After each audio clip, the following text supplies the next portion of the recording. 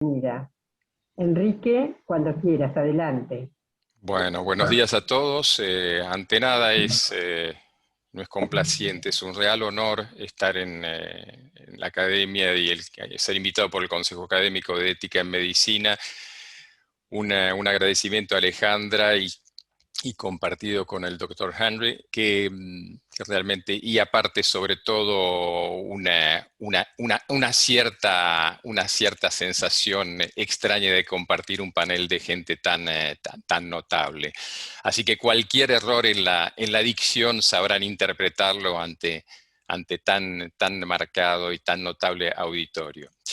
Yo tenía preparada otra charla, en realidad, en alguna medida, pero hacer paso a algo que tiene que ver inmediatamente con la idea de lo que hoy voy a hablar, y muy brevemente porque es un área inmensa, que es el área del trauma, que antes llamábamos trauma psíquico, pero es el área del trauma como tal. Y es enterarnos que había oficialmente una cifra que había superado los 100.000 muertos. Cuando en el área del trauma los mensajes se transforman en efectores traumáticos per se. Y yo participo por varias razones, y he participado y dejé de participar mucho en la difusión, porque en salud mental, en las áreas del comportamiento, a veces puede ser esencial. Y empecé a ver hace mucho tiempo cómo la repetición de los estímulos, le llamaban los periodistas el parte diario de muertos, me hacía recordar, y no lo voy a extender mucho, hoy estamos asociados al Don Polski, a la Casa Polaca, y ellos saben bien de qué se trata. El estar consciente del número de víctimas diariamente es una gota, es un impacto repetitivo traumático.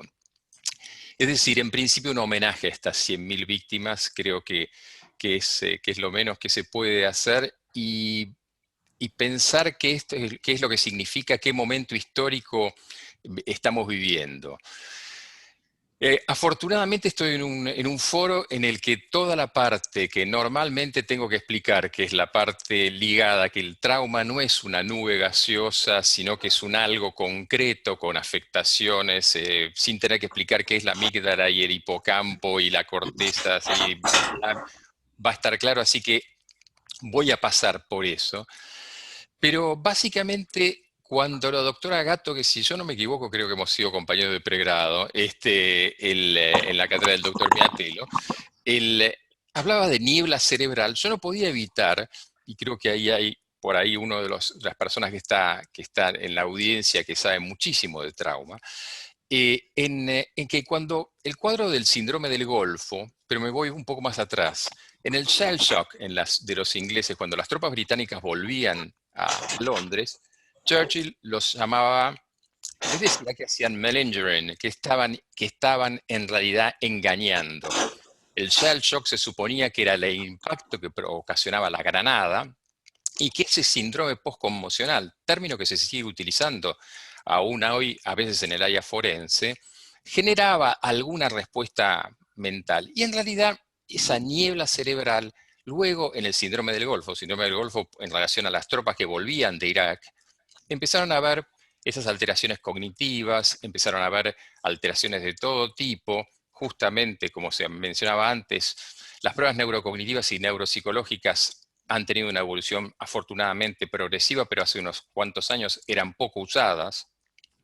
Y lo que se empezó a ver fue esta sensación que nosotros la conocíamos desde el área de la psiquiatría como síndromes disociativos, como cuadros disociativos. Y el sujeto, en un modo de defensa, que es lo que ocasiona el trauma, se disocia de la realidad, y en realidad su sistema no logra reenganchar con esa realidad, como si hubiese una alteración temporoespacial y en realidad de significados. Un general francés que había estado en Indochina, un general médico, me comentaba en su momento que es el momento en que el trauma impacta, el hombre deja de su condición humana, y la tarea terapéutica es tratar de intentar volverlo a esa condición humana. ¿Qué es el trauma?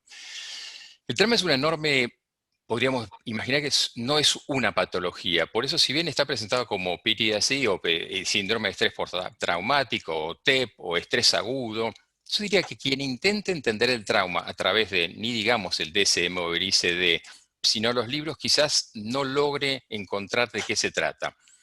Como todos nosotros, lo que nos ha enseñado ha sido la práctica clínica, la clínica soberana, y esta sensación de mancha en aceite que uno tiene cuando ve a los pacientes en el curso de los años que han sufrido el trauma, es casi la sensación de algo, una piedra que impactó un estanque de agua y que esas ondas se repiten casi como armónicos. Y esos armónicos terminan siendo síntomas, terminan siendo manifestaciones patológicas, que después podremos hablar si hay tiempo, pero se propagan hasta el infinito. Hasta el infinito significa inclusive lo que hoy llamamos trauma transgeneracional. Justamente en la segunda, hoy nosotros todavía vemos gente, descendientes de gente que estuvo en campos de concentración en la Segunda Guerra Mundial y que presentan cuadros traumáticos. Con el tiempo nos vamos viendo a la inversa. Gente que consulta con cuadros de insomnio, los mandamos a hacer una polisomnografía, pero recuerdo el caso de una señora que después de 5 años de tratamiento planteaba por un cuadro pertinaz de insomnio, nadie le había hecho una pregunta elemental. ¿Cuándo empezó esto? ¿Cuándo empezó esto? Con el suicidio de su marido en el momento que ella estaba embarazada. Es decir, el trauma en muchos casos, y acá vuelve, tenemos todos los elementos, pero a veces si no escuchamos, si no preguntamos, no nos enteramos. Lo vemos en el origen de trastornos alimentarios, en el origen de adicciones de todo tipo, de cuadros psicosomáticos, de dolor crónico.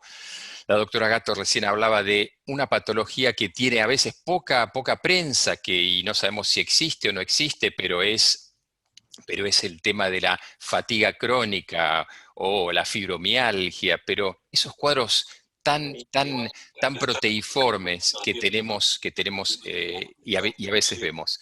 Hay alguien con el micrófono abierto. Eh, el, yo pasaría a una etapa que me parece que es explicar muy brevemente, porque la doctora Rabadán me dijo que el auditorio no era solamente médico, así que me sabrán disculpar los médicos, pero quizás para los demás. Algo que a mí me pareció siempre fascinante fue cómo se organizaba el sistema nervioso y esas 3 capas, ectodermo, endodermo, mesodermo, que una de las cuales se transformaba en el ectodermo neural y luego formaba el sistema nervioso que se iba creciendo como si fuese, como lo que era, un organismo vivo que se iba ramificando, que iba ocupando y que se iba diferenciando en lo que luego íbamos estudiando como diferentes núcleos y vías y demás. Nos empezaba a mostrar algo que 2 figuras que siempre fueron de mi agrado, al menos y creo que de muchos neurólogos como Julian Jackson y Pierre Janet, empezaron a trabajar la teoría de los niveles que se llamó en su momento. ¿Por qué lo cito? Porque va a tener mucho que ver con el tema del trauma, la regresión, la disociación que ocurre en relación con el trauma. Y Julian Jackson hablaba de la liberación de centros inferiores, cómo los centros inferiores tomaban control. Alguien que estaba en el hospital donde yo ejercí durante unos años, Henry E. o Henry A., armó sobre eso una teoría organodinámica. Ese sistema maravilloso que ocupa áreas de todo tipo, autónomas y demás, está constantemente dedicado a una función que es procesar información constantemente. ¿Qué es lo que nos pasa a nosotros? Estamos en esta pandemia, en esta epidemia, en estas cuarentenas, en como quieran llamarlo. Hemos estado recibiendo nosotros y el mundo información de manera caótica, diversa, contradictoria. Este GPS existencial que termina siendo todo este sistema de información, está destinado a llevar la creación de engramas a construir una imagen del mundo que le permita establecer elementos que le van a poder permitir manejarse luego. En lo más elemental podemos hablar de praxias y demás, pero en lo más concreto, en lo más fino, puede ser aquello que tiene que ver con el trauma. El tema es que todas esas conexiones no impactan solamente en lo que se creía antes. La palabra estrés postraumático es elusiva, es equívoca, porque nos hace pensar en una situación de estrés que luego ocasiona trauma, pero que pasa por en algún lugar de la mente y no tiene nada que ver con el cuerpo, muy lejano a eso. Los aspectos traumáticos tienen que ver con la inmunidad, tienen que ver con el pensamiento, tienen que ver con las emociones, pero también tienen que ver con los aspectos hormonales, con todo. Eh, los cuadros clínicos son enormes. ¿Qué pasa entonces cuando esa información y la capacidad de procesar esa información, cuando esa piedra que cae en el estanque genera unas olas que lo superan? Es que en realidad, por eso empecé por lo embriológico, todo ese plan, todo ese sistema maravillosamente creado tiene un fin sin el cual lo demás no sigue. Y el fin de todo ese sistema es la supervivencia. El plan se llama el plan del miedo. En realidad, el miedo permite primero detectar peligros y la detección temprana del peligro va a permitir que el individuo logre armar estrategias progresivamente más elaboradas para escapar de ese peligro, y el factor elemental es el miedo. Ahora, ¿qué pasa cuando ese miedo empieza a ser, sea la repetición del estímulo, ahora es el otro factor, la característica del estímulo, no la característica del individuo? La repetición del estímulo, la característica del estímulo, la persistencia en el tiempo del estímulo, o peor, y los invito a leer un poema de Cavafis que se llama Esperando a los bárbaros, cuando el estímulo es impredecible, cuando se supone que va a llegar y no llega, o llega en momentos que uno no sabe, cuando esa repetición parece ser inescapable. Ahí es donde Seligman habla de la teoría de la indefensión aprendida. Es decir, el sujeto empieza a fallar en sus estrategias de control, fallar en sus estrategias de afrontamiento, decimos, y empieza a tener síntomas. En realidad, como decía antes, es un concepto mucho más profundo el trauma, el psicotrauma, que llamarlo estrés postraumático. Actualmente se considera muchísimo esta idea de GPS, de armado, de que los constructos cognitivos, los adjudicadores de sentido, los meaning-makings, habla una filósofa del Goethe Institute de Stuttgart, refiriéndose a que la capacidad de encontrarle sentido, y ahí se relaciona con este general francés que decía, el hombre deja de entender cuál es el sentido. Un neurólogo que trabajaba en un campo de concentración, Viktor Frankl, se dedicó a esa idea de cuando el hombre pierde ese sentido, y lo traumático es esa propia identidad que le hace perder a uno esa orientación que lo coloca dentro de la sociedad, que le da un sentido y lo provoca la inhabilidad colectiva e individual primero, pero luego colectiva de procesar ese presente. Hay diferentes formas de trauma. El trauma individual, que es el que hace años cuando teníamos que hablar, cuando empezamos a hablar de esto hace 20, 25 años, teníamos que apelar a las guerras y lamentablemente para nosotros la Argentina se transformó en una especie de base de conocimiento de esto por la repetición, pero esto es único, esto es una situación que realmente no esperábamos de ninguna manera. En alguna medida siempre se preveía qué iba a pasar en el aspecto psiquiátrico, en respecto a la posibilidad de una pandemia, de un algo colectivo, pero lo no identificado y lo no previsible genera sentimientos que tienen que ver más con lo social y en el cual todos los otros, esas ondas del estanque, empiezan a chocar entre sí. Y ahí hablamos de traumatización vicariante. ¿Qué es vicariante? Vicariante es la traumatización que recibo por la información, no la que he recibido directamente por impacto directo, sino aquella que empieza a tener que ver con lo que me informan, lo que me dicen, la repetición del mensaje. Es decir, todo esto lleva finalmente a efectos físicos, sociales, pero también económicos, y lo que estamos viviendo en el mundo, políticos. es muy interesante comparar la historia de las plagas, y a quien le guste la filosofía,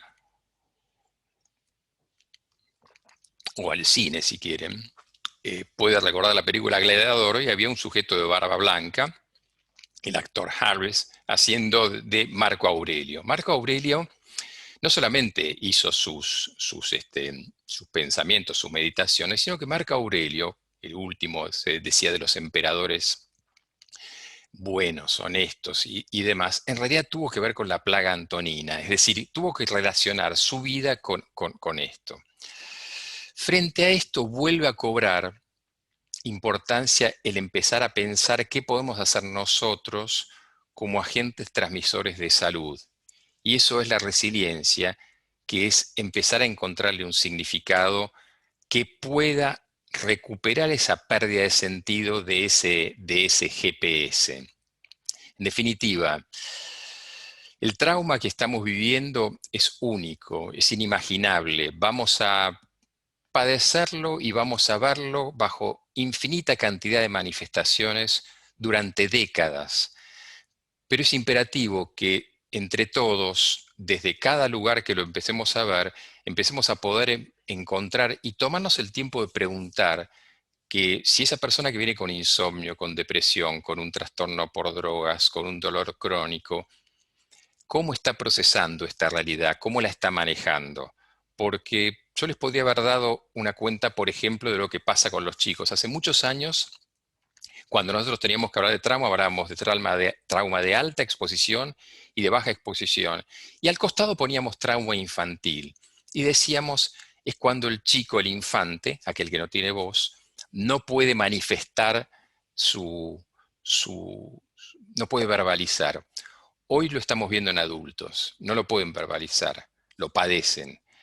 Y el sujeto en padecimiento puede entrar en un cuadro involutivo, en un cuadro que quizás no tenga recuperación. ¿Cuál es la única forma de quizás imaginar una mínima punta de iceberg? Lo que pasó en la Argentina en la negación del caso de Malvinas. Yo, viviendo y trabajando durante unos años en el exterior, había tenido la posibilidad de trabajar con excombatientes británicos en la época de Malvinas, y al volver a la Argentina, traté de hacerlo con combatientes, con excombatientes aquí, y en ese momento la respuesta que me fue dada en el lugar que se debía ocupar de eso fue: ya está todo solucionado. Bueno, todos sabemos hoy que la tasa de suicidios ha sido superior a la tasa del hundimiento de General Belgrano, y que los cuadros de esa gente se repiten. ¿Cuál es el problema? Pasado cierto tiempo, poco importa que se llame estrés postraumático o cómo se llame, el trauma es irreversible, y lo único que podemos hacer es una cuestión ligada a cuidados paliativos, y que va a durar esa fragmentación clínica, personal y social por décadas. Muchas gracias.